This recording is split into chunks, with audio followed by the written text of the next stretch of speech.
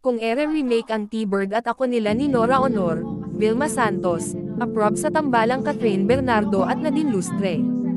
January 9, 2024. Ang dalawa sa pinakamahusay na aktres sa kanilang henerasyon na sina Nadine Lustre at Catherine Bernardo ang napipisil ng Star for All Seasons Vilma Santos para gumanap sa remake ng iconic movie na T-Bird at Ako na pinagbidahan nila noon ni superstar Nora Honor.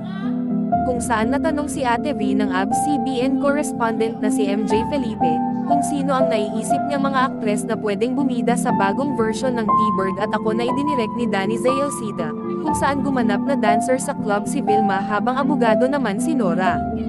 At dito na nga nabanggit ni Ate V ang pangalan ni Catherine, habang binanggit naman ni Midge ang pangalan ni Nadine lalo na't maraming fans ang nagsusuggest na pagsamahin ang dalawa sa isang proyekto.